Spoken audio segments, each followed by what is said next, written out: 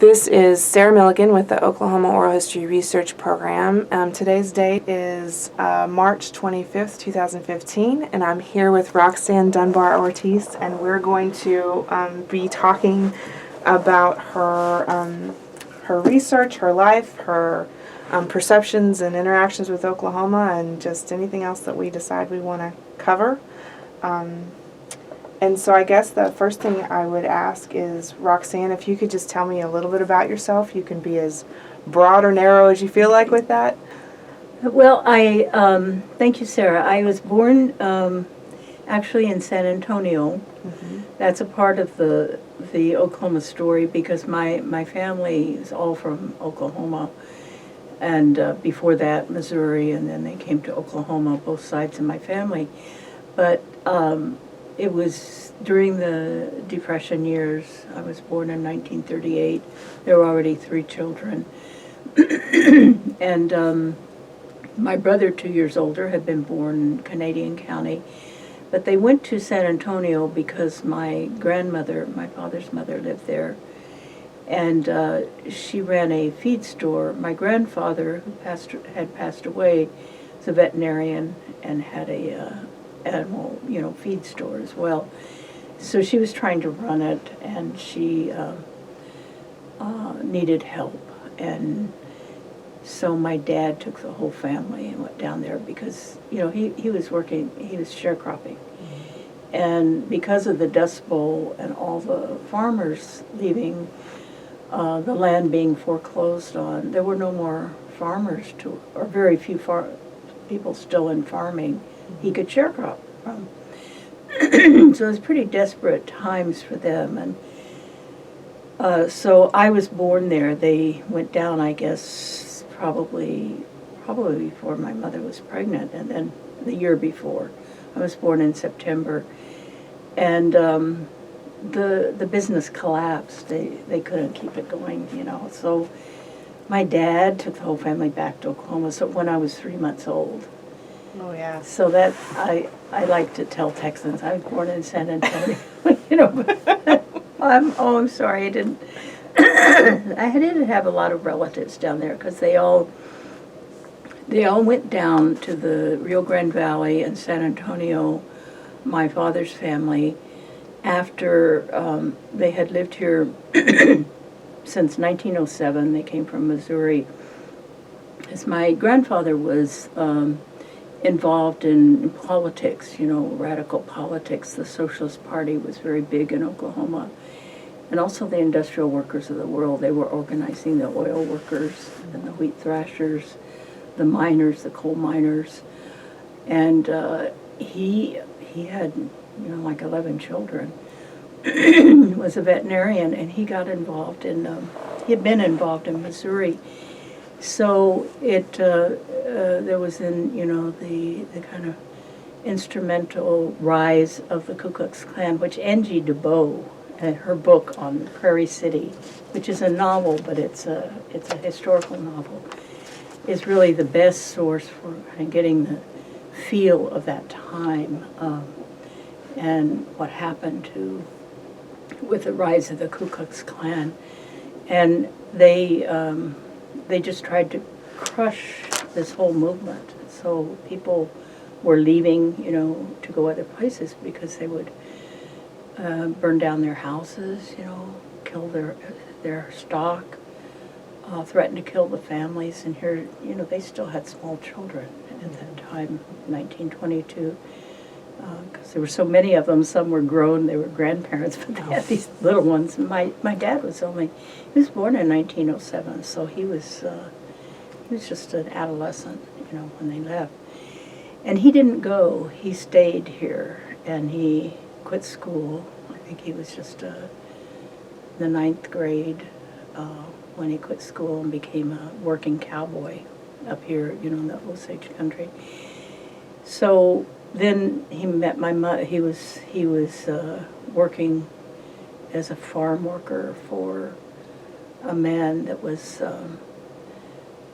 married to my mother's sister. So that's how he met my mother. And my mother was She was part Indian. She didn't know what. She didn't really claim to be Indian. It was pretty obvious she was, but she was, an orphan herself, and her mother had been an orphan. So she was kind of and the dad was a ne'er-do-well Irishman, apparently very beloved. I never met him, but my older brother and sister just worshipped him because he was very funny and told funny stories, and he was a drunk, Yeah. So that would have been your grandfather, your biological grandfather? That's my mother's father, yeah, biological grandfather. And on my maternal, so he had married 2 different Indian women and had families, and they both died of TB or something, and we know nothing about either of them, They just lost to history. I don't think my mother even really knew her mother's name, because she said it was Barbara Allen, and she named my sister Barbara, but that was also her favorite traditional song, this very sad song about a funeral, a death, and so I think she just made up her mother, Yeah. or put stories together, because she talked about her mother a lot. She said she remembered the funeral. They were so poor that I doubt that they had this elaborate funeral that my mother imagined, these white horses and, the carriage with just fairy tale stuff. So she was actually a very good writer. She also only went to the 8th grade, but she had a really good grasp of language. So she was kind of put in, sometimes the older sisters, like this sister, would take care of her. But she was put into an Indian orphanage run by the Baptists in near Hera, Oklahoma, and she loved it there. I think it was very secure for her, and she played on the softball team, and she got converted to be, to being a hard-shell Baptist. So she meets my father, who was raised by a socialist father, a free thinker. They were a mismatch. Yeah, I was going to say. My dad never went to church, It's not that he didn't believe in God. He was just a free thinker, an agnostic. He didn't like organized religion of any kind. And so it was always a kind of clash. He didn't try to keep us from going to church. He would even give us money to put in the collection plate, a dime. But it was. She thought and told us, your father's going to go to hell, because he hasn't been saved. Do you think she had reconciled that? No, she was very worried about it all the time. And she made us, especially me being the youngest, I was very worried. Mm-hmm. I didn't want him to die because he'd go to hell. So I was really, I'm the one, I think, that was the most formed by her to be a Baptist. The others went to church, with her. My sister was, participated in church. That's all you do in a small rural town anyway. It's the only social activities around the church and the school.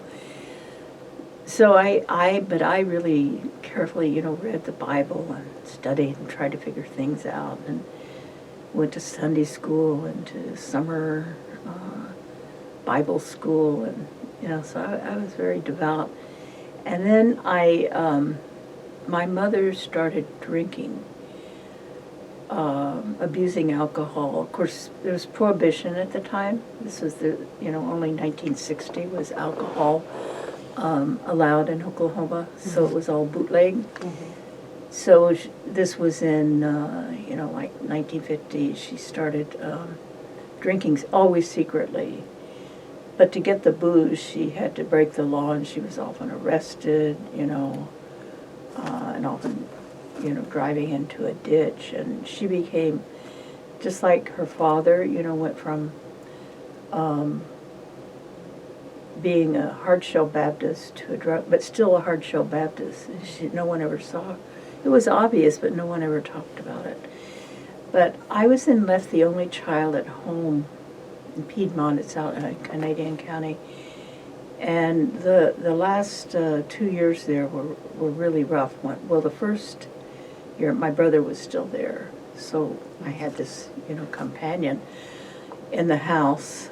But then I was there alone with her, and she got really bad, got very violent towards me. In the night she'd come in and start, just pounding me with a chair or something. I'd have to cover my head up, and I would go hide, outside. And I wouldn't tell anyone, because I tried to tell my father once. She had run him off. He had moved to the city, was working as a roofer, and living with another woman. I tried to tell him, and he said, "Don't talk about your mother like that." And I said, "She's crazy, she's going to kill me." And it's no wonder she didn't, And so one day my oldest brother and his family were out. They had moved back from California, and they were out for Sunday dinner. And I went into the bathroom, and she pounded on the door. She wanted to come in. She smoked secretly too. She had always smoked secretly. We all knew it, and she always went to the outdoor toilet to smoke. And so she was pounding on the door. I said, "Just a minute." I was primping, I was 15 years old, I'm sure. I was an annoying teenager, probably. That's easy. She actually, I had the latch on. She knocked the door down. I came in and just started. She knocked me down to the floor and started stomping on me. It was a very small space. I was stuck between the bathtub and the toilet. And my brother appeared in the doorway. I'd never told him anything. And he just very quietly pulled her off, pulled me out, and he says, "Pack your things," and he took me away to live with him and his wife in the city. So that's how I ended up finishing my last year of high school at Central High School in Oklahoma City. So I know that, it was interesting for me because I read the Red Dirt Girl. Yes, Red Dirt Growing Up Okay. Yeah. Which was, it was a really, I thought it was written in a way that was very easy and engaging to read. And it was a good story too. So I was thinking about that as I was reading that, and listening to you talk about it again, this reconciliation. I mean, I'm sure you've thought about this probably a lot in the intervening years, but what do you think is there any reconciliation between the native side of your mom, the orphanage, the sort of dislocation from her family, and reconciling that in sort of the world that she was in? Yeah, we were so defined by my father's lineage. Of course, it's a patriarchal family. It's not unusual. Although my mother was very close to her sisters and her two brothers. Mm-hmm. And one brother died in the war, in World War II. So she only had the one. The other brother was an alcoholic. But he was fun too. He would come around. He just smelled of alcohol. He wasn't violent. She was. Apparently, my grandfather hadn't been violent either. But the violence came out in my mother, that I'm sure was stored up. Who knows? She was on the streets a lot as a kid. That's why they put her into foster homes, and she would run away. And she and this brother, were often separated, but they would both leave and then be on the streets. And I'm sure she was sexually abused, the things that can happen to little kids if they had no supervision. And she never talked. Those would all be sins in the worldview she had embraced with Baptists, so you wouldn't talk about that. Yeah. And so I'm not, looking back, I didn't understand any of that then, but looking back, I had a lot of compassion for her, and I also realized that probably there was a whole area we didn't understand at all, about her own identity, and how she felt like a outsider in that little rural town where my grandfather had been a town father. He was the head of the school board. And, you know, the house they lived in, it was a nice frame. You know, no one was rich there. But they were among the better off people with a nice big house. And we did not inherit that. He lost everything, you know, when he left. He owned some land that he ran cattle on. He had to sell out everything and then to set up his business in San Antonio. And so I didn't really reflect on you know, it was not attractive to be Native American in the 1950s.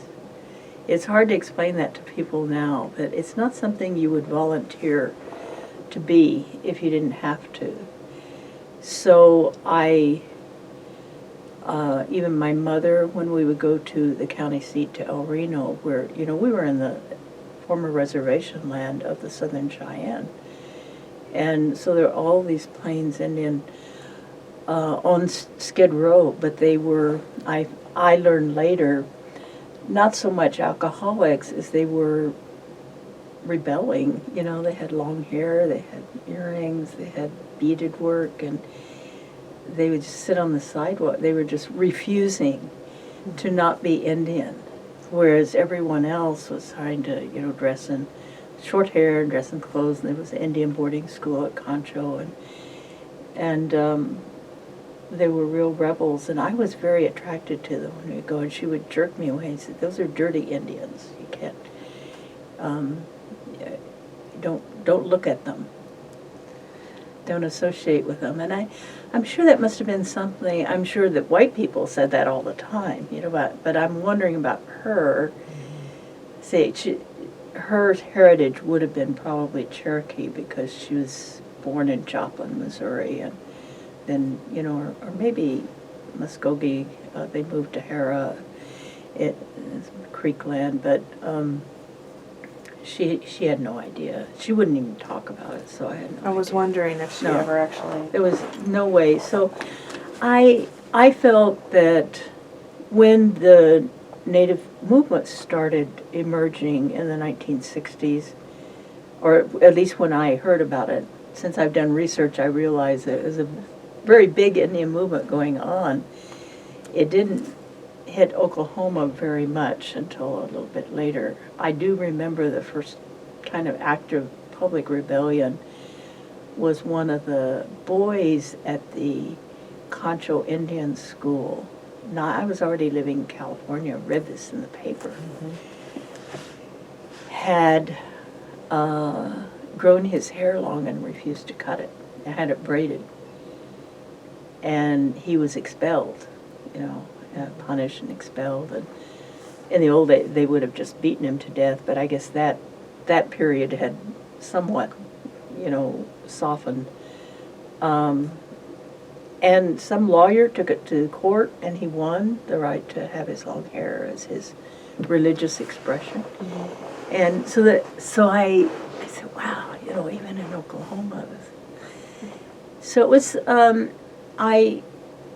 I paid a lot of attention to the Native movement, and then, you know, Alcatraz in 1969. The American Indian movement had formed at that time, the year before. Just, you know, it was international news, and so I followed it. I was no longer living in San Francisco, but I visited a couple of times during the occupation. And the first time, I could have gone out there, but for some reason I didn't.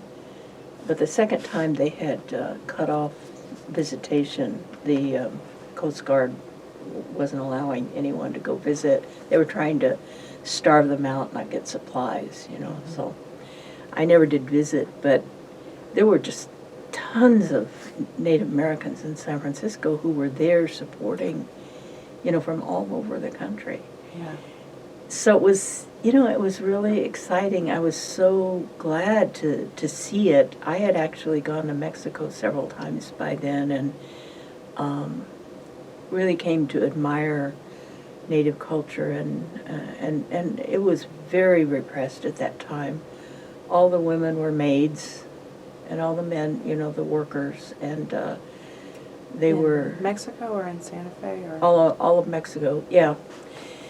And again, I went all over Mexico, and it was, but they were very traditional and very oppressed and very poor. But I felt attracted to everyone in Mexico. Kind of looked Indian, I said, this is this whole country of Indians, because you get this idea growing up at that time that there are no Indians east of the Mississippi, and there are just these few scattered, which was never true. And even in Oklahoma, where we were surrounded by Indian towns all over the place, they were so segregated that you could go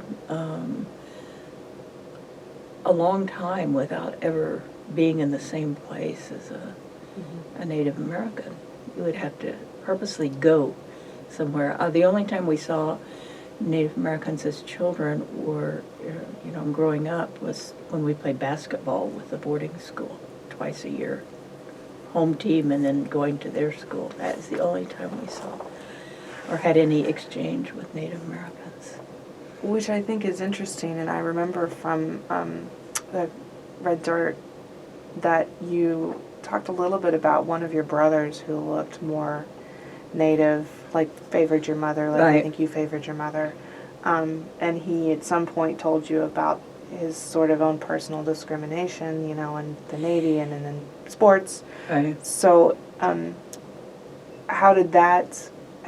was there any sort of interaction with being in town? I mean, I'm guessing people looked at you and made opinions about that, or... Yeah, and I was very, very dark as a child. I have a condition called vitiligo. I always say you have the Michael Jackson. People used to think he was bleaching his skin, and you get these spots, and it's very pronounced. You have dark skin and then these spots. But I've lost, by the time I was 25, I lost all my pigment. And it started when I was 13, so I was spotted. Oh gosh. Covering as much as I could. Yeah. And then, my face, putting heavy makeup on and everything. It's really it's not a disease that has any consequences other than cosmetic, but that's pretty hard going up with that. Oh, definitely. So I had a lot of skin issues, but I didn't take it to be because I was dark. But earlier than my brother, close to my age, that incident of his, my older brother was also a they were both jocks and played all the sports and were really good at it. And my oldest brother, in the 40s and 50s, when we would go to those ball games, when we'd play concho, the Indian boys would purposely foul and try to hurt my brother. It was almost like, you've escaped from our condition. It was never talked about, but it was visible that those violent boys, but they always attacked my brother, no one else. And, he was a fighter, so he would then be, they would get in fist fights and have to separate, and then, because he didn't just take it. And he would say slur words, like, to them. And so that was, just noticed in my whole childhood, because that would happen every year that we played concho. And then my brother, the younger, who's my age, I don't remember him being particularly targeted. And maybe we weren't still playing concho, I don't know. But he then started playing for a semi-pro baseball team in the summer after he graduated. He had a basketball scholarship to OCU, Oklahoma City University, and it was the top in the nation then. But he also had to work, so he worked at the stockyards and played for the stockyards semi-pro baseball team. And they went up and played in Manitoba in Canada, and it was that's just like cowboy country there. It's like Arizona or Colorado, New Mexico, Texas, the cowboys, but there are a lot of native people there too, Cree people. And he went out to pitch, and they started booing him. And, the day before they had interviewed some of them, and he's the main pitcher, so they interviewed him, put his picture in the paper, and said he was an Indian, as he hadn't said he was an Indian, but they identified him as an Indian. And, he was really unhappy because he knew, he said, oh, shoot, none of the girls will, they always, like the local girls, they want to meet, and hold hands with or something, and he was really disappointed. But then he went out to pitch, and the whole stadium started booing him, and because he's Indian. They're really racist up there, and still are, just like here. And so that was a really, he was very angry about it, because he says, I don't even look into him. Why did they identify me as an Indian? He did, he was very dark. He had dark eyes and dark hair, and in the summer very, very dark from playing baseball, and he did look Indian.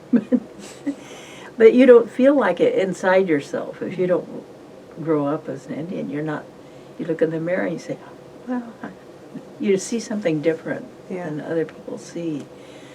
My sister was blue-eyed blonde. She was like her, the Dunbars, her and Jennings, my father's family, and she was just, she didn't even look like she could be related to the other three of us. We all looked like my mother. Did she ever, I guess when you're all in town together, was there a realization that there was sort of this difference? Did people treat you different than your sister? Well, I felt like and my mother told me, I don't think, she wasn't trying to be cruel, I think, but it certainly had that effect of, that you better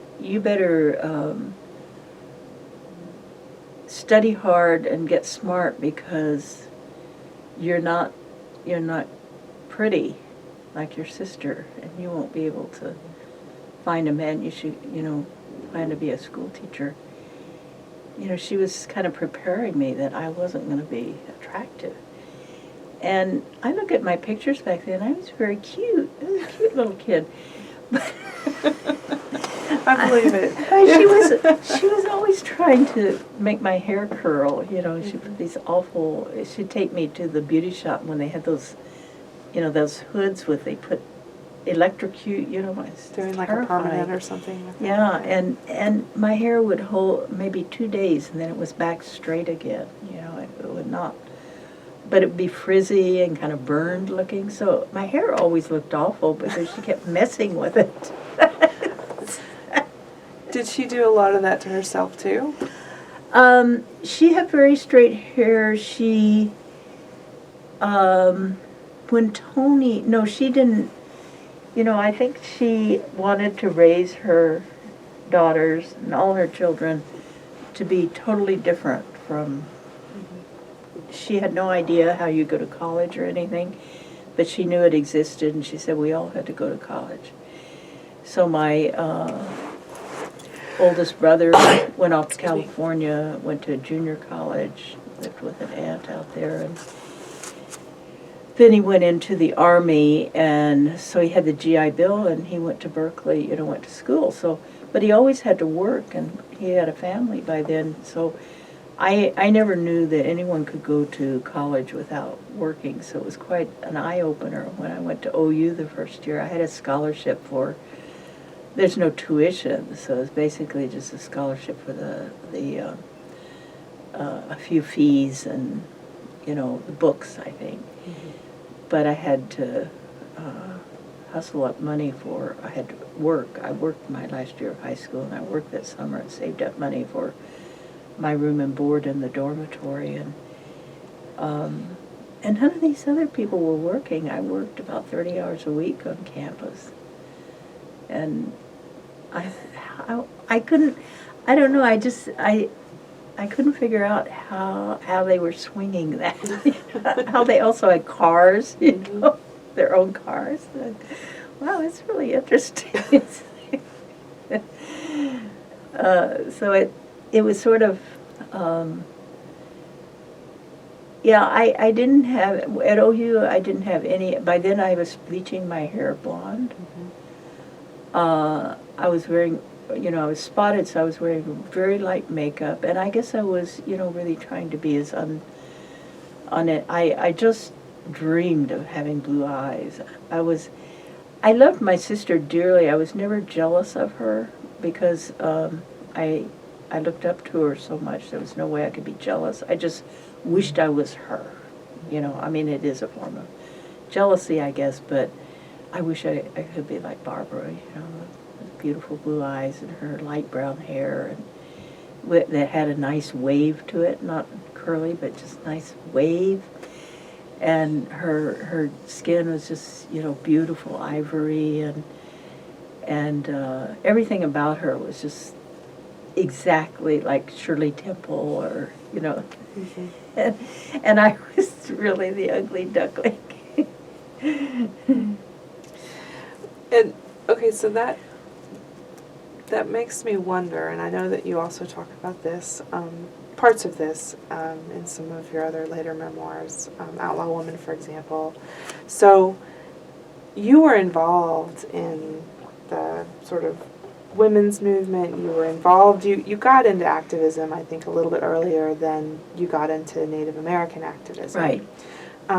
So I wonder if at what point you decided that was the part of you that, and maybe it wasn't a self-identification, but if that was the part of you that you felt that you needed to advocate for. Yeah, it was an interesting process because it wasn't intentional. I was very involved. I went to San Francisco State. I got married. My husband and I, he got a job after he finished school, engineering. Got a job with Bechtel in San Francisco, and we really had wanted to move there, so he would, you know, was trying to get a job there and did.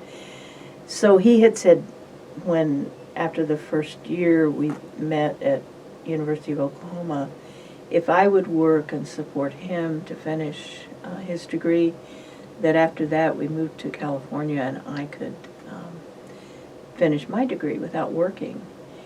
And by then I'd seen these other women not working. I thought that would really be cool.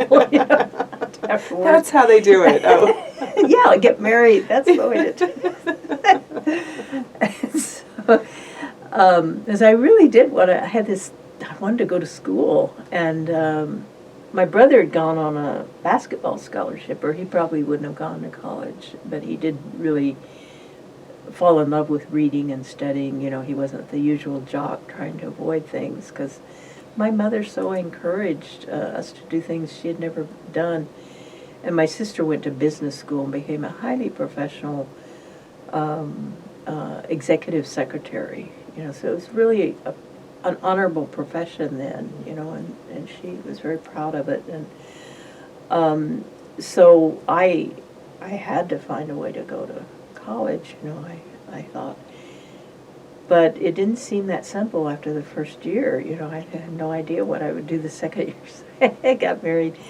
And I was really in love, of course, and I loved his family. And now they were, his dad is a carpenter and was very active in the Carpenters Union. And Oklahoma was already had been very pro-union at its founding because the unions were so strong in the Socialist Party, but had gradually been eroded, you know, in the 20s and 30s by, it was almost like a dictatorship of the Kerr family and the Gaylords. And later when I visited dictatorships in Central America, I said, this is like Oklahoma was. They own all the radio stations and the newspapers. And, you know, you get no other news except the preacher at the podium, and it's just like this closed-in system. And OU was like this paradise of free-thinking people, you know. And I seem to have met. They either sought me out as a blank not someone with prejudices, because I didn't have opinions about very many things at all. And I was kind of cowed, so I think people kind of took me under their wing, including my husband, his family all the kids had gone to school. His father had become a construction superintendent, but still very pro-union. So the company he worked for was unionized, and he also was supported civil rights, for African Americans, and he was instrumental in getting first of all the labor union integrated, and the hod carriers and all, and then the carpenters union. So I had this background with the Wobblies, the idea of the workers and all from my father, but I didn't know anything about modern, trade unions, trade union movement. So I learned so much from them, and my husband's older sisters, he was the youngest, they were all really smart, and one was a journalist and one had studied art, and they read.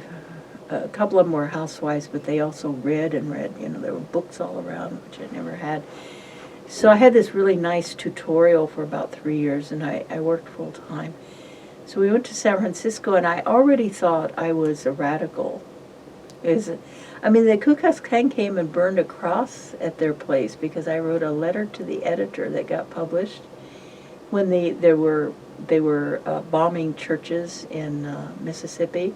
And it was headlines saying, "Communists burn churches to make, to advance their agenda for racial integration." And I said, "What?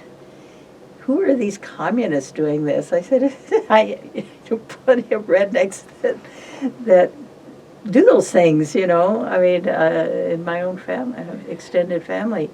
So I wrote a letter saying they're perfectly capable of doing this without any help from whoever these communists are. So they burned a cross there, which made my husband's family very proud of me. I was reinforced that was a good thing to do. It wasn't so smart when at my job I one day said, it was awful. I worked at Liberty National Bank, and in the processing checks. It was like a factory with these big old proof machine. And then we had to sort all these checks sitting around a table, and then we would always talk we couldn't talk while we were doing the machine, but we could talk at that time.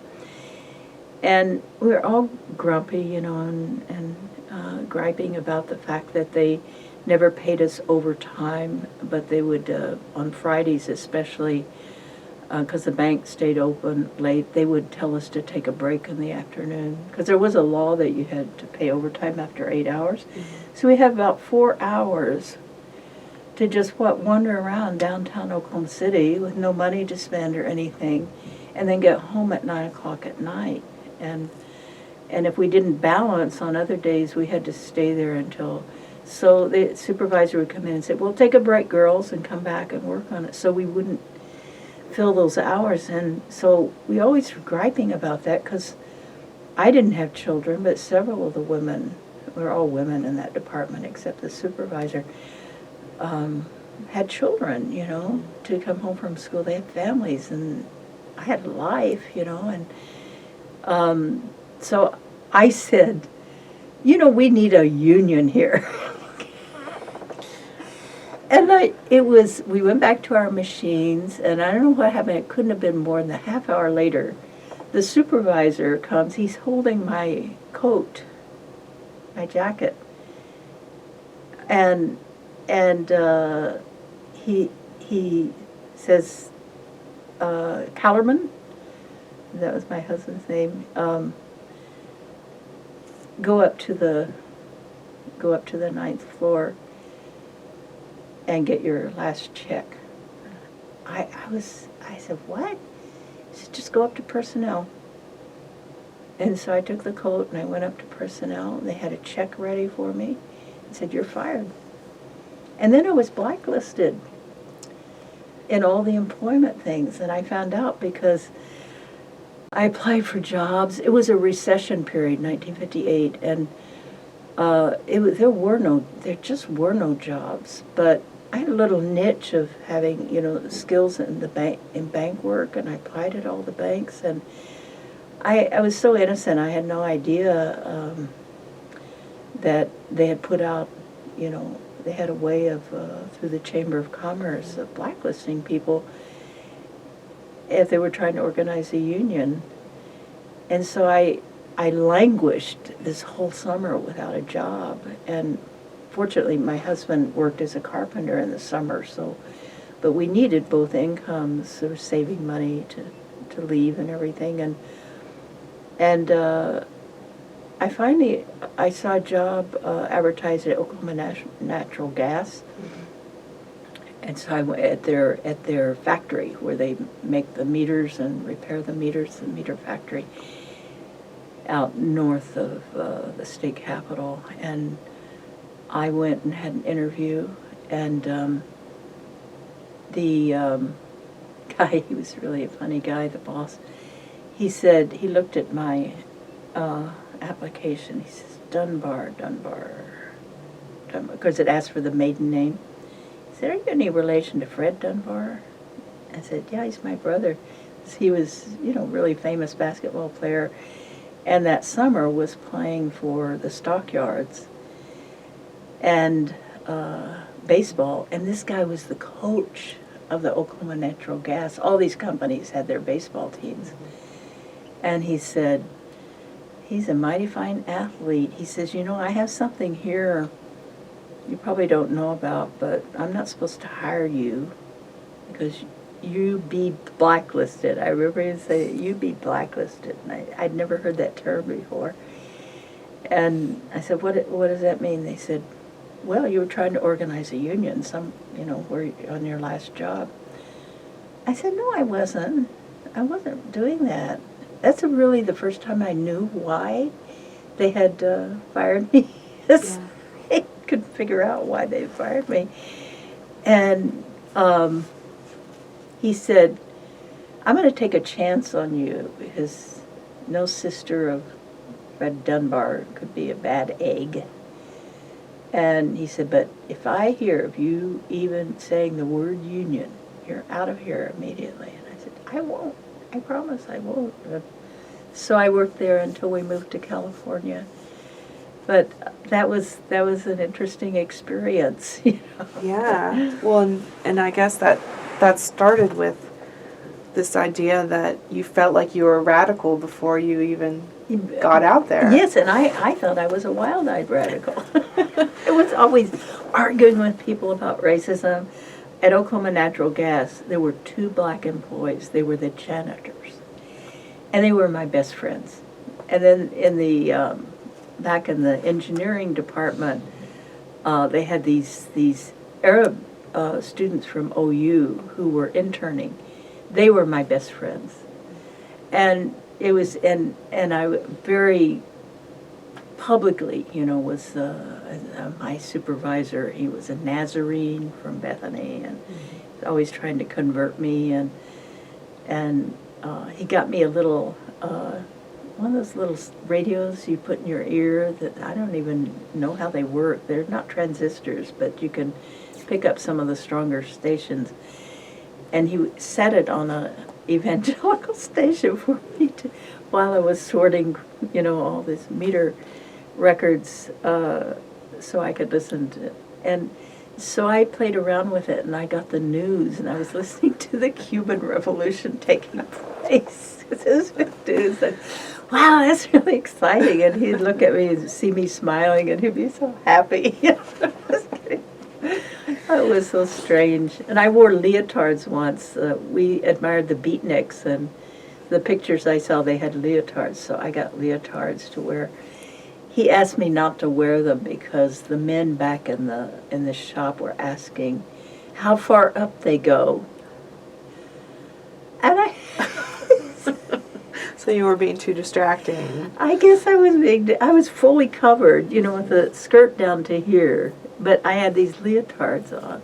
that were black. And all you could see was your If I had ankles and hose leotards, on it, yeah. they wouldn't have cared, thought how far up did they go, but because it was something unusual. And so I had to stop wearing my leotard. So I felt liberated when we went to San Francisco that I would just jump right in whatever was happening there. And I was thinking more of the beatniks and the poetry, and because my husband was more, even though he's an engineer, he was painted. He was really good drawing and painting and wrote poetry and stuff. And so the beatniks were all gone when we got there. But there, at San Francisco State, it was very active civil rights and people organizing to go to the freedom rides, riding the buses to integrate the Greyhound buses. In the South. So it was all around me, but I was such a hick, in that setting. It was, I describe it in the memoir Outlaw Woman. It was, I could now and then get a kind of vision of myself, what I looked like to these people who were, bearded guys and women in their leotards and all black and long, sleek hair, and women even ironed their hair then to have long, straight hair, and boots, black boots, and I didn't know how to dress that way. I tried to dress as closely as I could to how Jacqueline Kennedy, who was then First Lady, with the little linen shifts and the bubble hairdo, and I didn't wear glasses then, and little, kind of medium heels and pantyhose. I think there were pantyhose by then, or hose anyway. And no one else on that campus dressed that way, not even the professors, Did you dress that way in Oklahoma? Yes, of course, yeah. I mean, and I thought that's how you had to dress to go to school, and I really, I started getting other kinds of clothes, but I just felt something about letting my hair not be styled, and have some kind of curl in it would. But by the time I graduated, I had the long dark hair. But I didn't really. I did get somewhat involved. I absorbed. I just realized I just got to absorb all this because I don't know how to be involved in it. I actually thought these demonstrations going on, I thought you had to be invited to one. My politeness in Oklahoma, you don't just go somewhere and it's like, unless it's your relative or something, you drop by. But, so one day someone invited me to a demonstration, so I went, But I didn't, I thought each time you had to be invited. So, I had no idea how to be a part, and I'm critical of the movements back then and now that people like me get pushed out because they feel they don't have a right, you don't fit in. They don't make it welcoming, to people like the Tea Party people.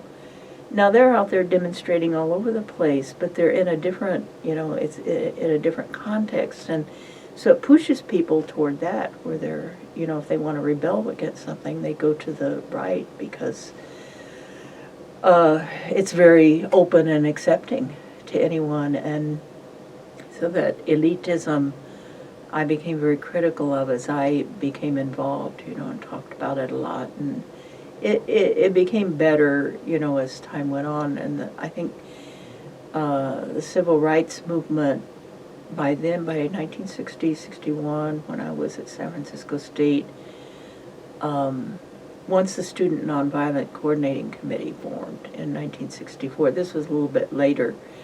It was more students and more open. Before that, it was mostly church people, and there was CORE, the Congress on Racial Equality, that did the bus rides and all. I heard Malcolm X speak on campus. In San Francisco? Yeah, he wasn't that well known then. It was just in a small classroom.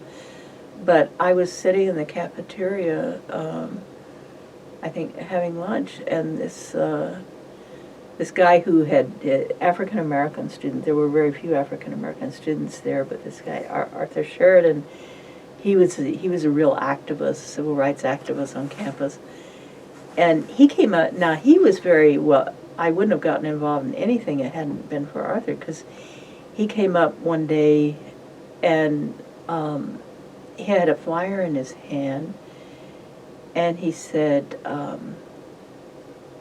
this is for the Du Bois Club. And I thought he said, would you, you might be interested in joining the Du Bois Club, and gave me the, and I didn't look down. I thought he thought I was a guy, the Boys Club. So embarrassed, I mean, I didn't look anything like a guy. Mm-hmm. But then I looked down, I said, oh, well, what is that? And he said, Malcolm X we've invited Malcolm X to speak in the classroom this afternoon. Why don't you come? And I went to that, and that's where all the activists were. And I was enthralled, because Malcolm X, it's before he had renounced the Nation of Islam, but it was 1962. Mm-hmm. But still, he was such a beautiful person. You just knew he was an extremely special person, It was so, his rhetoric, and what it was the first time I ever conceived that African Americans are a people. Because I had thought of integration as just being colorblind, which I think is the problem with most people in the United States. They think it's when you no longer see race, and that it's not race. It's a whole, a culture, a whole history of people who are bound by their history as a people. And it just had never crossed my mind that the idea wasn't just to sort of bleach out, say everyone intermarry, so everyone's the same color, and so he was talking about how that's the white man's desire was to destroy the black race by diluting, it was the first time I've heard a contradictory view. It was okay to be black, and as a black people, he didn't believe in integration. So it just shifted my whole worldview. Fortunately, I was so open to things that I just then sought more understanding of black nationalism and the fact that African Americans had their own culture, were people formed out of the struggle with slavery and resisting it, and so he became very admiring. So that had a huge effect on me. So there were several speakers like that on campus who were. I had never heard of Malcolm X, and he wasn't that well known then. Mm-hmm. I saw him again 2 years later, actually. Year and a half later, so many changes by that time, but it was like right after Kennedy was assassinated, and by that time Malcolm X had left the Nation of Islam, and he spoke at Berkeley, my first year at Berkeley as a graduate student, and it was a huge crowd. I mean, it was just like the whole outside, and it was as far as you could see everywhere. We had only been about 25 people in that little room just a year and a half before. When you saw him for the first time with that small group of 25, were those 25 people in that room, you said that those were the activists on campus. Was that really what made up the activists? Was it just students? Was it faculty and students? No, it was, there were probably half the people there were African American. There weren't that many African American students. They had come from off-campus. Activists were there. I would say this was the real kind of hardcore, and it's just serendipity that Art, who was very democratic, I don't know what he saw in me out of all these people in this room that would make him invite this Jackie Kennedy clone to a black nationalist. Had you ever talked to him before then? No. Oh, really? But we became, afterwards, he was always, telling me about things and inviting me to things. I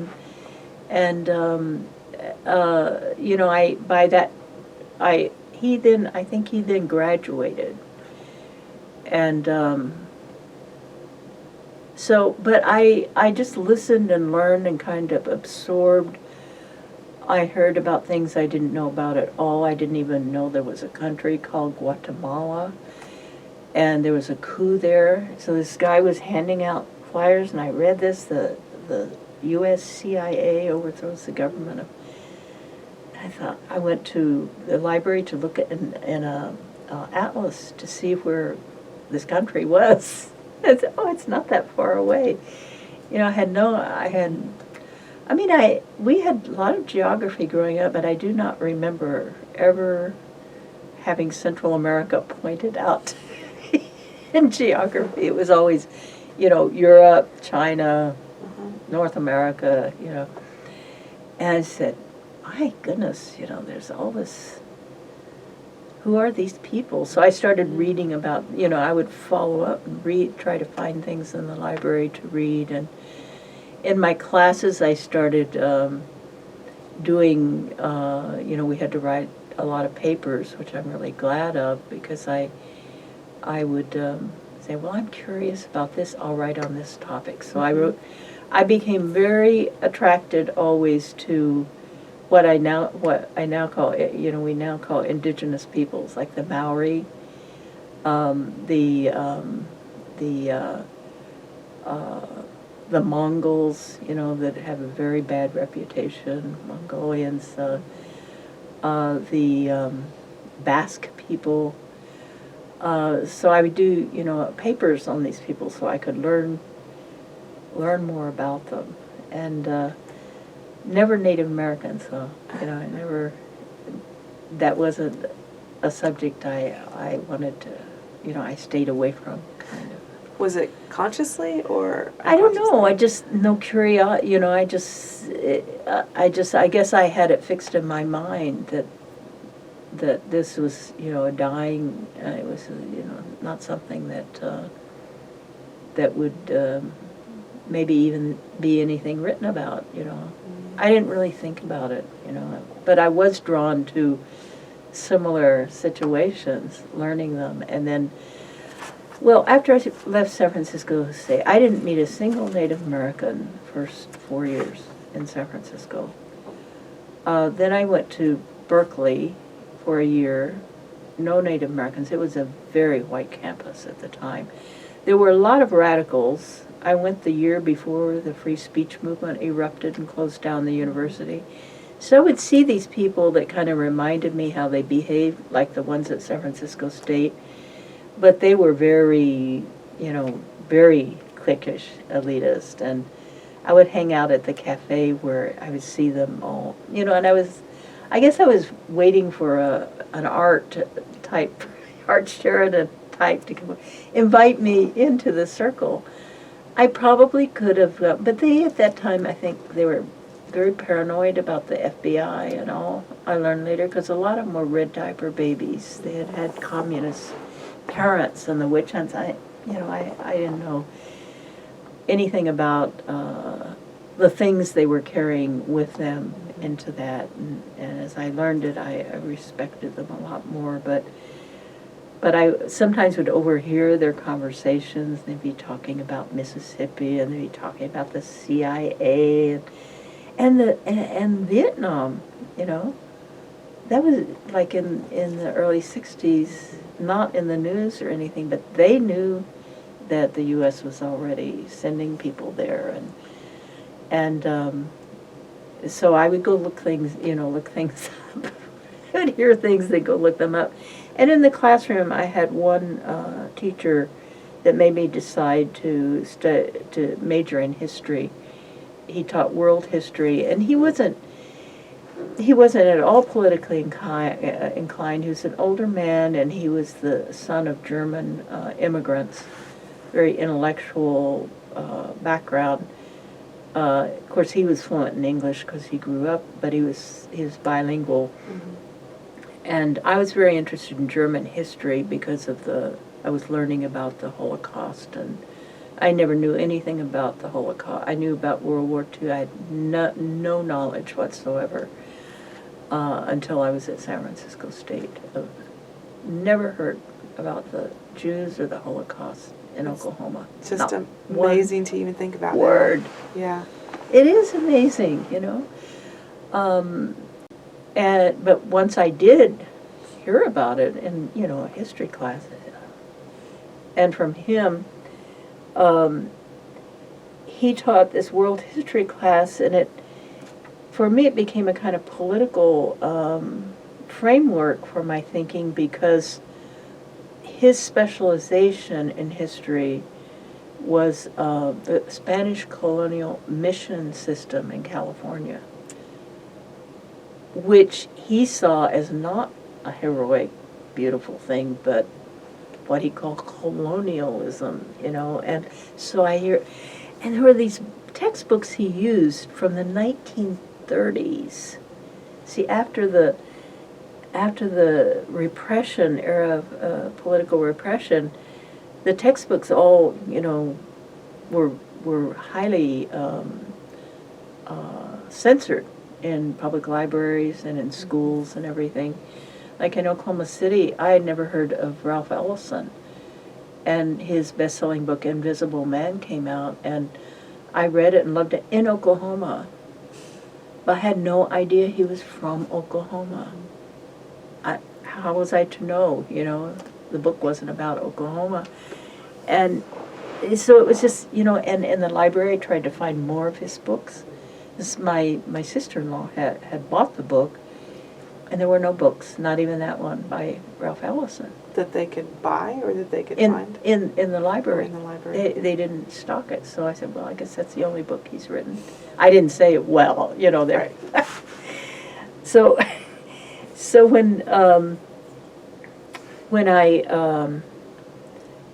was at Berkeley, it was very quiet. Malcolm X appeared on campus and a lot of other kind of radical speakers. But I was in the history department, which was very conservative, and I learned a lot that year. But that summer, I went to Mexico for the first time, and that's when I decided my first interest in Native people. I wanted to understand colonialism. And so I went to the history department chair, and I said, that's what I wanted to specialize in, because you're supposed to kind of choose, you know, what track are you on. And I had taken the German language test for one of my languages, and I had to do a Latin language. And I was planning to study French and learn to read French. And after going to Mexico, I wanted to do Spanish. And he said, well, you know, the whole university system is the history departments specialize in different things, and we don't do Latin American history there. UCLA does. You have to transfer there. You have to do European history. They did have ancient Asian history, and European history, and U.S. history. Mm-hmm. And they were very, very good, you know, at it. They had the top people. But and I'm really grateful I got to study with some of these people the first year. But they didn't even do Spanish history and European history. Isn't that interesting? It was pretty much, you know, Germany, France, and England. Mm-hmm. And so I transferred to UCLA and studied Latin American history, which was a whole different thing. It was, you know, 5 years after the Cuban Revolution.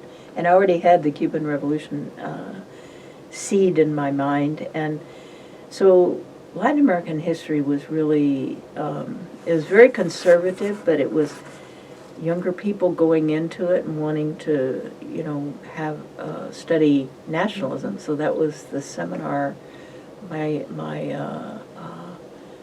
my specialization seminar for a whole year was on nationalism in Latin America. Mm-hmm. And I kept then running into the fact there were Native peoples and wondered why they were always called campesinos, peasants. And that was a code word for Indian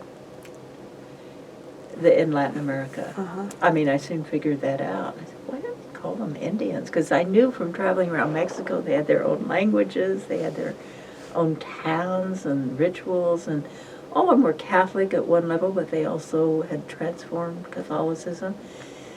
But there was no interest in this, so I kept pursuing it on my own. So I got more intellectually interested in Native people, but mainly, within the Spanish colonization. And then when I did my dissertation, I decided to do the history of land tenure in New Mexico, but as a Spanish colony. But I did then realize, when I was doing the research that down there, that, well, it's the Native people who were colonized there. And so that's when I really studied in depth the Pueblo, Indians before colonialism and what happened, and the Navajos and the whole land grants and everything. So that really, and just at that moment I was doing that, the Wounded Knee happened. And you couldn't help but get attracted to that. It was very popular with the people, very unpopular with the Nixon administration that sent warplanes there and tanks and 82nd Airborne and caused a siege, these people demonstrating for their treaty. So this was the first I really heard about treaties, and because they didn't really do that in Latin America or in the Southwest. They didn't have that treaty system that the U.S. had, and I got recruited by a lawyer that I had gone to for some help. Someone referred me to him, and he was volunteering after Wounded Knee on the trials of all the 300 Native Americans who'd been arrested. How did you meet him? I was in San Jose. At the same time I was finishing my dissertation, I was in law school at University of Santa Clara. This is typically me that since I was studying land issues, land tenure, I didn't know how to do research in the law library. Instead of just learning how to do, I entered law school. And I did indeed learn right away how to use the library. I wasn't very interested in law. Property law was what I was interested in. And I was fortunate. I mean, it really was good. But he was also kind of trolling the law schools around to get help, on these Wounded Knee trials. It was just massive arrests and people in prison after Wounded Knee. And so I said, I don't know anything about treaties. He said, well, you can learn. I'll give you the materials. And so then Vine Deloria was kind of the head of this whole lawyer. He's a very famous Lakota Native family that's very famous, the Delorias, and he's a lawyer, and he had a doctorate in theology. And so they recruited me, and I became, one of the main expert witnesses in a lot of these trials going on. And that was then it was fine with them for me to talk about, I was studying colonialism. This was kind of new in the Native American thinking. I wasn't the only one, but there were a few others, and it was very useful in those court cases because the whole world was talking about decolonization and because of Africa and the Caribbean, new nations being born, and so I was on the kind of cutting edge of what's now the main themes in Native American studies. So then I was offered a job in a new, kind of fledgling Native American Studies program at California State University, Hayward. The Native person, alumni, Dean Shavers, who had set it up, was a graduate student at Stanford, and he got his PhD in education. He wanted to be an administrator, in Indian school, but he didn't want to leave the work he had done, so he grabbed me and taught me into taking this continuing it. So it was really exciting because he was kind of a mentor, and these programs were all new. It was just making it up as you went along, and having to fight the administration a lot too, because there have been demonstrations for ethnic studies at all the west of the Mississippi, but especially in California, shut down San Francisco State in 68, 69 to develop ethnic studies. It's mainly from the African American students, but they're also, by then, were Native American and Chicano. And so it was in that turbulent period when these were being set up, and they were very new and controversial, and so it was very exciting. I spent 35 years, not all of it. I took leave quite often and went elsewhere. 3 years down at University of New Mexico, but that was my position, for basically for 25 years as a professor of Native American Studies. So, I mean, it's such a gift. I got to literally create every course I taught. It's like, because nothing existed. There was no curriculum. The thing was set up. He had set up the bones of it, but there was no. I think he had a couple of courses that he had. The Introduction to Native American Studies 1 and 2, and I got to hire adjuncts, to come and teach Native American students over at Stanford, and there were quite a few Native students there then. This relocated from all over the country. That when they were relocated in the 1950s, that was very industrial area where Hayward, California is. Mm-hmm. It's about 30 miles south of Oakland, and Livermore Labs is there. Hayward, some big electronics and research centers, and so. Is that part of the urban relocation? Yeah, the urban relocation from the 50s. So I had quite a few students. As time went on, Native students were very much in demand because the federal government implemented affirmative action, and Indians had also special scholarships from the Bureau of Indian Affairs.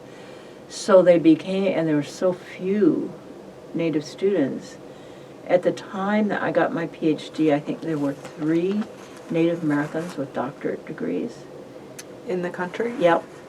There were maybe 2 or 3 medical doctors, maybe 6 lawyers. So you're going from 0, technically 0. But they were much in demand. There were recruitment, schools like that had lots of money going and recruiting. So it was hard to keep students at Hayward, this sort of teaching school, not a research institute. Mm-hmm. When they're offered also, I mean, the tuition was free then, and most of them worked. They're offered a full scholarship with stipend and housing and everything, at Berkeley or Stanford.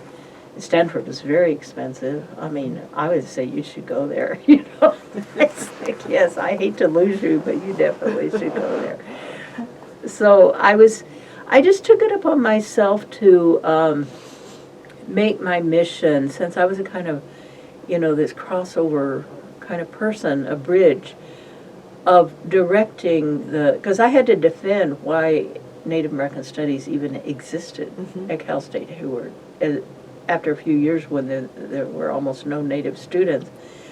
I always had a few, but not very many.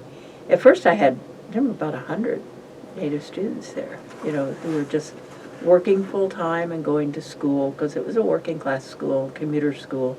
Was that originally intended to be the sort of core audience for that department? Yeah, well, that was a rationalization for African American studies. They could get a core for Chicano studies, and when Asian studies would be added, it wasn't hard in California. Mm-hmm. But Native American students, so I didn't have the same rationale for. So I did think that Native American studies everyone should have to study it. It was very popular with white and black students at Hayward. There weren't that many minority students at all at Hayward when I first went there. And the women were like 30%. So when I retired a few years ago, it's like 60% women, 40% men, 60% students of color, and 40% white. So it just, really changed over that time. So ethnic study, I also got to build one protection for Native American studies is that African American studies had succeeded in getting their own department at Hayward. They had a good rationale because Oakland is, a majority black. They were able to recruit a lot of students down there with good counseling and everything. And the African American Studies professor who did all that, he himself was identified as part Creek and from Georgia. And he had he wanted Native American Studies to flourish. And then the Chicano, we're also recruiting Chicano students. At first they just had basically, because Chicanos, generations have been raised without Spanish. They spoke Spanglish. We're not very good in English or Spanish, so there's mainly around language. And so it was his idea, and he sold the dean on it, that we build an ethnic studies department. I thought this is the way to save the program. And I was always wanting to leave there and being offered other jobs, and I just had this tenacious thing. I'm not, because I thought if I leave, they will really close it down. But I had tenure.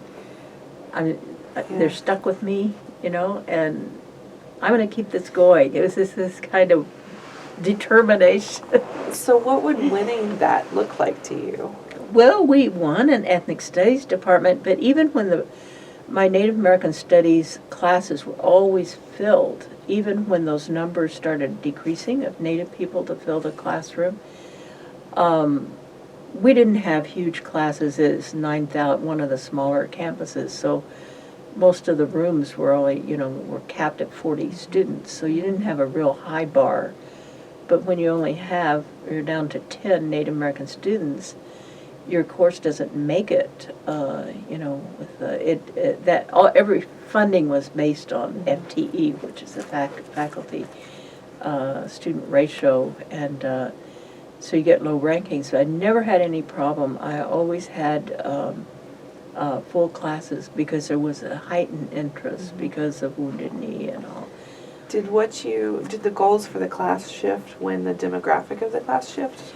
Well, yes, because I just decided that I would make my mission in life, really, and in pedagogy, making people understand this is U.S. history. This isn't, Native American history. It is the history of the United States. And of course, my most recent book is I finally put it all together on Indigenous Peoples' history of the United States, making that argument. This is the history of the United States, how they got from that little strip on the East Coast to the Pacific and South and North. That is the history of the United States, and that is also the Indigenous history. So I was able to win out. We had a really good dean. The first one that was there when I was there was not very supportive, but I don't know really what happened to him. He was from Oklahoma, actually. I can't. So you didn't bond over your common Oklahoma ties? The first meeting with him, he said it was a department meeting, all the department, and because I was the director, I was there with all the chairs of all the different departments in arts and sciences. And we were suffering budget cuts already. Jerry Brown had become governor, and he kind of wanted to shut our university down because we had purposely low enrollment. It was set up that way under the master plan, that this be the Arts and Humanities Center of the Cal State system, and it was, then it was kind of wrecked by Reagan, that whole concept, but we're left with, small classrooms and small enrollment, and so he was putting pressure on us. And so this, I can't even remember his name, but this dean said, well, I know he was trying to say we can't panic, but he said we can't we mustn't see Indians behind every bush. I said, what did he just say? I hadn't heard that since I was a child, and so I actually wrote a letter protesting and sent it to all the chairs and everything, and so it was consciousness raising. They kind of began consulting me about how, what kind of language to use. They're still using tribe instead of nation, and all of these things. And there were a lot of good guidebooks that had been come out of the movement that I could use.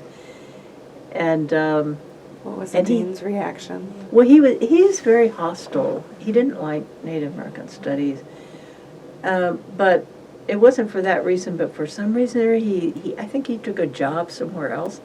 So a professor in the history department became the dean for all our formative years, and he was just wonderful. He was totally supportive of ethnic studies. He was white, but he was really, really with it, and was an advocate because he couldn't, the administration went ahead of him, the president's office, and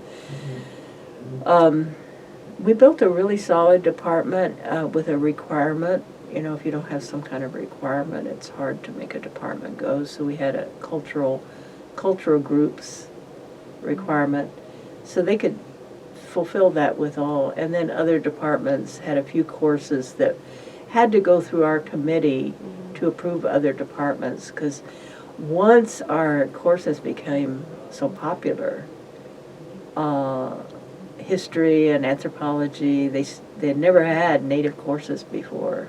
Suddenly they wanted to have a Native American Studies course. We said, well, why not co-list this, that you give credit to your students in history to take our classes?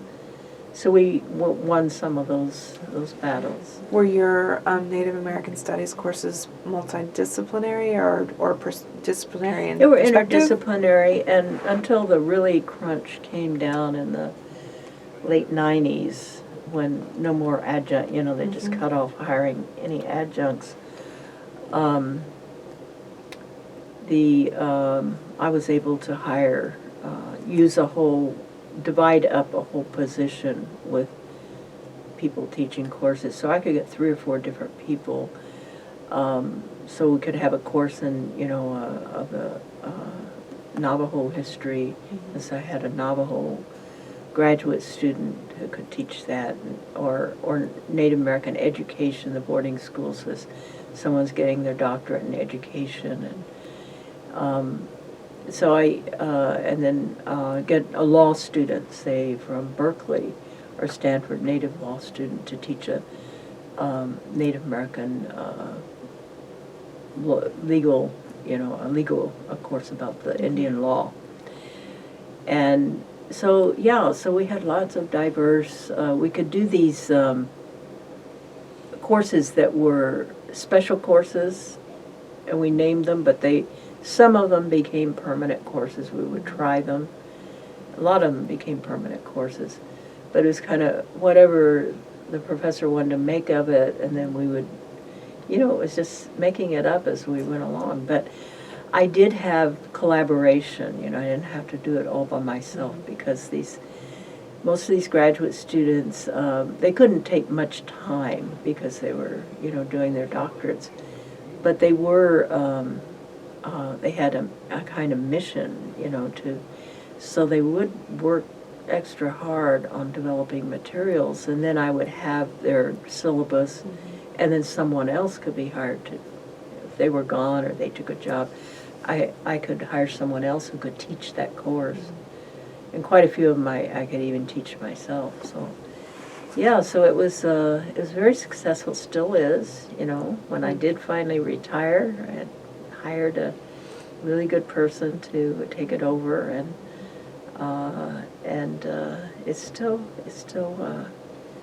flourishing, the ethnic studies department. So that wasn't my main activism, I joined the American Indian movement. I was on on the American Indian Movement Council for the Bay Area. Was that before or after you were an expert witness for the Wounded Knee? That was during and after. Yeah, I joined the American Indian Movement because I was working with the Wounded Knee cases, and they asked me, would I be on the AIM Council, first in San Jose, where I was living. They had San Jose and San Francisco, Oakland together, and then I moved up to the city because we decided to, I was working at Hayward, so San Jose, it was the same distance from San Jose or San Francisco. So we decided to consolidate. We could be more effective if we had one AIM chapter. And I think from headquarters, it was a little bit in chaos because of the trials and everything, but I think they preferred, one chapter, and that we could consolidate more. So I moved up to San Francisco, and then we had the Bay Area AIM chapter at the big American Indian Center there. We were allowed to have offices there. So we did quite a bit, and then but the trials were really all-consuming, and some of our own AIM people were, they were just, the FBI was just, it was a program called COINTELPRO, the counterinsurgency program of the FBI, to target certain organizations. So they had already practically destroyed the Black Panther Party by all kinds of things, and especially, just making up, planting evidence and incarcerating, people, and then you had to be in court fighting it. And a couple of our AIM Council people who hadn't even been at Wounded Knee were California Indians. They targeted them. They targeted mainly the guys. And we looked around at one time, our whole AIM Council was women, because all the guys had been incarcerated, for made-up things, and so we were having to carry on, try to get them out, and local trials with bigoted local people, and so I was very, very busy with that. And then the International Indian Treaty Council formed in 1974, and I got recruited to do that work. It was this, being in on the very beginning of that was just exciting, because what has happened with it, as this international indigenous movement at the United Nations. And it started with just this, this one meeting the American Indian Movement put together to form this International Indian Treaty Council to go to international law, especially to take the treaties there. So I got involved in that, and we opened several of us opened a Treaty Council office in downtown San Francisco. And so AIM kind of disappeared. The AIM chapters, actually from headquarters, they closed all the AIM chapters because there was so much infiltration, and I don't know, I thought it was a mistake. We just kept on meeting when they came in and said, okay, we're dissolving all the chapters. And we say, yeah, okay. We went on meeting, but once the Treaty Council it was in New York, based in New York at the UN, and then the San Francisco office where we put out the newsletter, all the kind of AIM people and activity just, shifted to that project. And that was very exciting, being in on the beginning of it and helping form it. And we had our first UN conference at the UN in Geneva, where the human rights field is headquartered for the whole UN system in 1977. And 30 years later, in 2007, we got the General Assembly Declaration on the Rights of Indigenous Peoples. Were you, how did you feel about that? 30 years is a long time, but in some senses it's not. When the UN, every step of the way, people said, you can't do that. They had one treaty in the International Labor Organization. They kept trying to push on us. It was for tribal and indigenous people. It was this horrible language, of these inferior people and how to integrate them into the workforce with equal pay and to end bondage. It was mainly directed at Latin America, the Andes. And we said, this is it calls for the integration. We want nations. And they said, we can't change an existing treaty. That thing was from 1953. We said, well, we had nothing to do with it. You go, fine, do whatever you want with your treaty, but we don't need that. We don't want it. And so they got to work, and they created a new treaty in collaboration with us.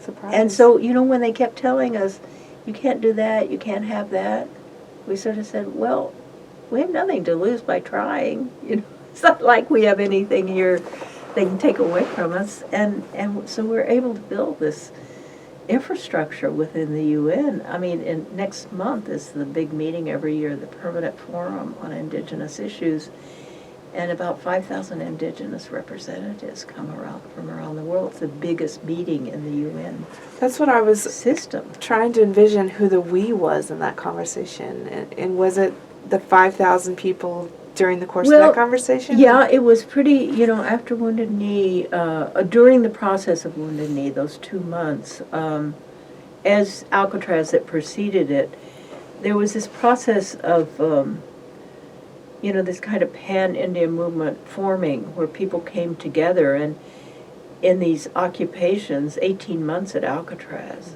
and then 2 months at Wounded Knee, and there were many others, smaller ones that are not as well known, where people from all over come together and basically are just there and kind of refusing to leave, but also educating each other and themselves. Grassroots people, it's the most grassroots movement.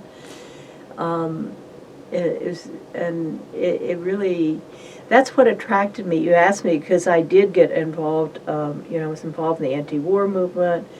I got caught up because it was about colonialism on the South Africa, the apartheid. There's so many similarities between apartheid in South Africa and Indians here, the reservation systems they call Bantustans. And there were South African exile students at UCLA in African studies, because all the area studies were there. And so the Latin American, African American, African studies. So I got very active and very early at the apartheid student movement. I think we had the first student group in the country, anti-apartheid student group. And so I was interested, and then I went to London, actually, to work with the African National Congress in the summer of '67. And I was very keen to, I hadn't yet done my dissertation. I got sidetracked into so much activism. I didn't go back and turn it in until 73, 74. But I went to London and worked with the African National Congress in exile. That was their international office in London. And I thought, this is really, I think, what I want to do. But in that situation, they're mostly all African men, white and black, and Asian, because ANC was a multinational organization, predominantly black. And the women supporters were all these English girls, in miniskirts, and these, I would say, where are the African women, or where are the Hindu women, where are the Asian women, where are the white women, even from South Africa? There was one older woman, Hilda Bernstein, who was definitely a wonderful mentor, and she and I talked about it. I said, where are these women? She said, that's the big problem. She says, until the ANC incorporates the women, they're back in South Africa doing all the work, but they also need to be in the leadership. Mm-hmm. So this was the period when, unbeknownst to me, there was this thing in the air, of women in all these movements. And in the larger society, I hadn't even read I didn't even know about Betty Friedan's book, you know. That was in a different, that was like corporate, to me, corporate or housewife stuff. And so I actually made a decision those 3 months there that the best thing I could do is go back to the United States where I mean, as an outsider and as a U.S. American, there's no way I could raise this question. I wasn't on the inside of the ANC. There was no way I could raise the question of women's participation in leadership. I would go back to the U.S. There's this huge movement, anti-war, civil rights, just you know, really about to bring the government down. Lyndon Johnson resigned, you know, the next year, and start a women. I thought I was on my own. I would go back and start a women's liberation movement somehow. So I get back, and I start, you know, putting feelers out, and I find there are these other women in Atlanta, in Florida, in Baltimore, in New York, in Boston, Seattle, San Francisco. I said, oh my God, it's already, you know, going on. So it was very quiet at first. You know, it wasn't out in the open until August 1968 when they did the Miss America protest, and then it burst into the news. And we had all of our little tiny groups. I went to Boston. I just decided on this place I'd never been. Kind of Hegelian historian at the time, that because the early women's movement that was abolitionism in the 1830s and 40s was based in Boston. It's where they fought to have women have the right to speak in public, because they did not have that right. The abolitionists won that right in Boston. For abolitionist women, Harriet Tubman, African, freedmen, and white people like the Grimke sisters, and so the men had also, the white and black men had supported, were pro-feminist. So I thought that all happened there, and I'll reawaken this history. And you know, it didn't work out that way, but in fact, it was the center of the anti-war movement. And you know what the slogan of that movement was? Believe this. It was with a poster, usually, of this young, hip young woman in a mini skirt, and looking very tantalizing, and a GI, girls say yes to boys who say no. Well, that is very empowering. To the Army. I mean, that's where we were in 1968. So, first of all, let's talk about that poster or that slogan. So I started there was some hostility there when I went first to the Boston Draft Resistance, and that's the first time I saw that poster. The women working there, you know, I said, because they had community classes they taught. They had a big building, and you could volunteer. And I said, I'm a PhD candidate, you know, at the level doing my dissertation. I made it sound like tomorrow I was going to get my PhD, and could I teach a women's history class here? We don't want no chick lib here, you know, because they felt threatened by it. But these same women, like 3 months later, they were completely in the women's liberation movement. It was just the timing it was the time. It was boiling over. So I didn't even feel like it took much organizing. It was just putting out the feelers. And then after the Miss America contest, it was demonstrations in August. We were just buried in, you know, requests. As if we had big organizations. None of us even had offices or anything. We were asked to be on TV and articles about us. And so I was very involved in that, and determined that there could be no real change in society until, you know, women were equally in leadership. And I had already, for years worked on racism, the racial leadership, black leadership, but women, and there was a lot of pushback in those movements. It was hard for black women at first because black movement said, the most visible thing was a Miss America contest. So they said, well, that's a white women bougie thing, And so it was hard, but they did, they organized and against all odds and became the most radical. I mean, the conversion of the men in the civil rights movement and in the Chicano movement was much more rapid than these white guys, because we hadn't really dealt that much with their privilege. Was, a lot of them were from upper middle class. They're white, they'd gone to Yale, Harvard, and everything, and they're male. That this level of privilege became quite apparent, that they were willing to, they had nothing to lose by supporting racial equality, because they were always going to be on top anyway. But when the women, their own women started, of their class, started rebelling, it was very threatening to some of them. Were not nice about it at all. So we're nearing the time where I need to get you back, and I'm grateful for the time tomorrow because I have a lot of thoughts to follow up with.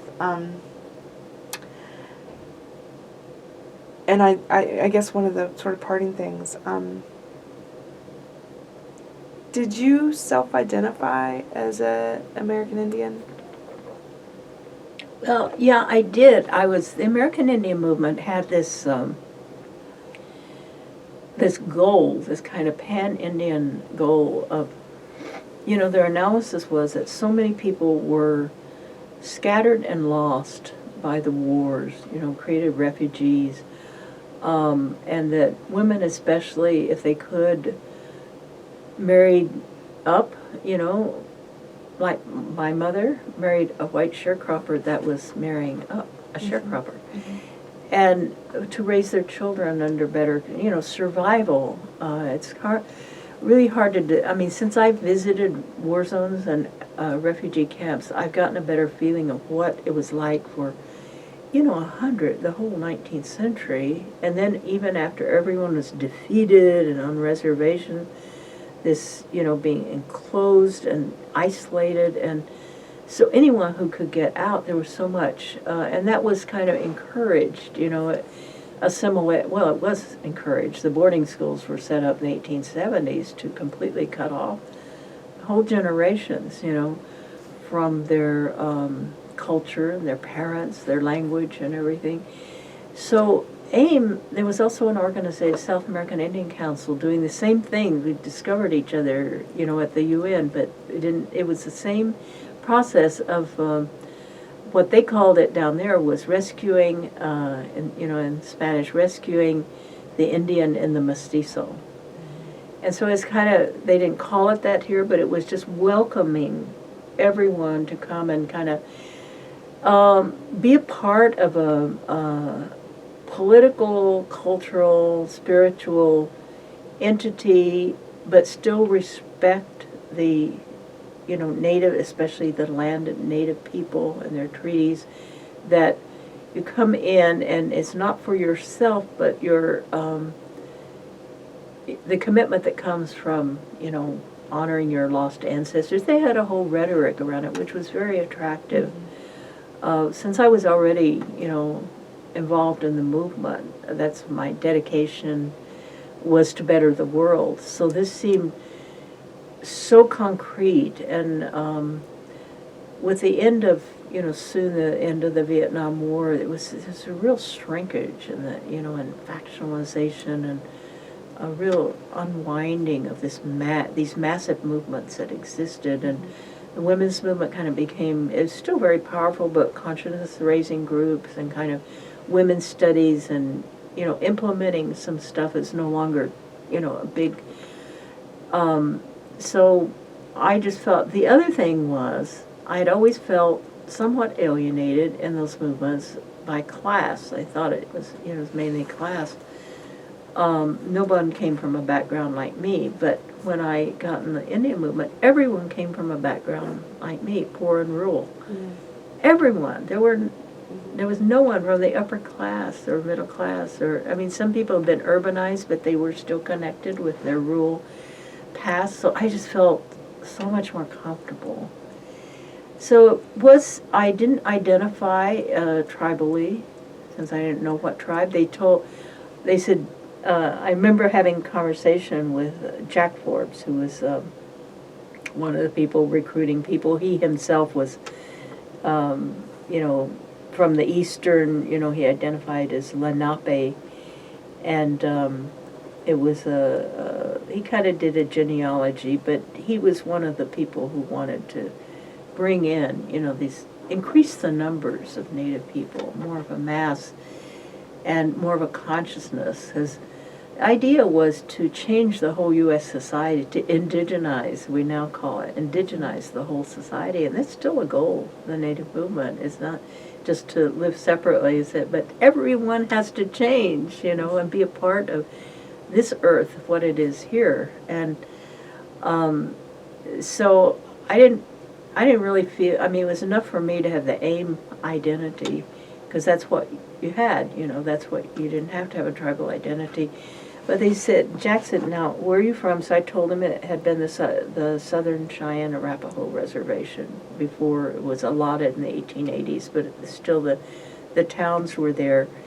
And he says, well, say you're from the territory of the Southern Cheyenne.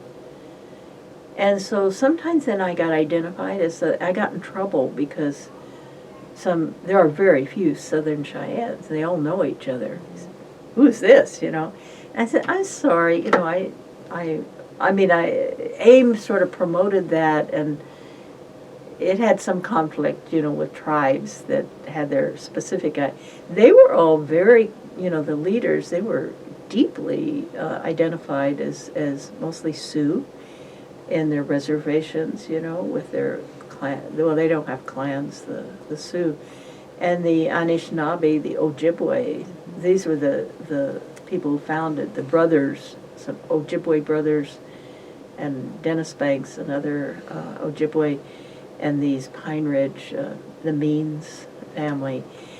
And so they were very self-confident and deeply, and then the Navajo, So it wasn't as if Jack Forbes was, more like me, but he insisted. He actually revived the Lenape, and he kept saying, you have to learn to speak Cheyenne, because that's where you grew up on their land. And I couldn't even, I had a hard time even getting Spanish, I wasn't good at languages. I passed on that, and so it wasn't any problem. It became a kind of problem later when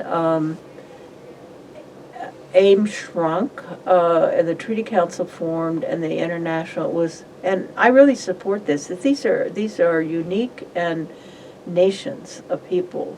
So I usually, like in the introduction to this new book, I just tell my story. This is my positioning. And so people can then choose whether they want to. And I would say that most Native people I get to know, they just include me as a Native person, but not a tribal person, not and it gives you, you do have a lot of privileges, because if you're really a tribal person, I was married to Simon Ortiz from Acoma Pueblo in the 70s.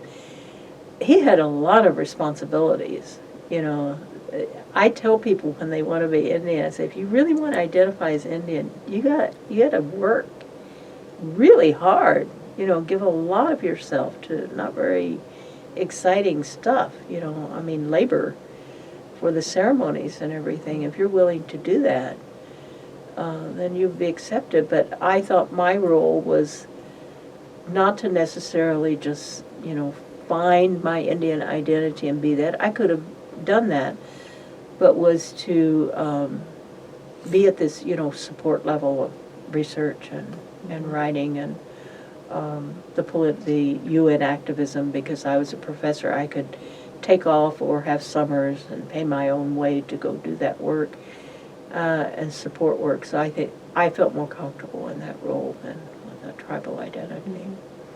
At what point in your life did you embrace that as a valuable part of who you were? Well, I think it kind of defines, because I have many different, writing those 3 memoirs. Yeah. I had this Oklahoma, Yeah. Okie life, and I'm Uh-huh. very attached to Oklahoma history and that radical history, and I never did major in it. It's all by, my life experience, and I've read a lot since then that fills in the blanks, But then I have that, the period of activism and traveling all over the place and the women's liberation movement. And then Blood on the Border is the 3rd memoir where it starts in 74, 75. So that's been my main avocation, work, and my research has been Native American. I've taught a few courses in women's studies, just ones that are about the early women's liberation movement, because I didn't do women's studies as a specialization. So I'm a little bit of an odd piece, not fitting quite in anywhere, but having this sort of bridging everything. Yeah. Well, I would have loved to have taken a class from you. I think it would have been great. Thank you.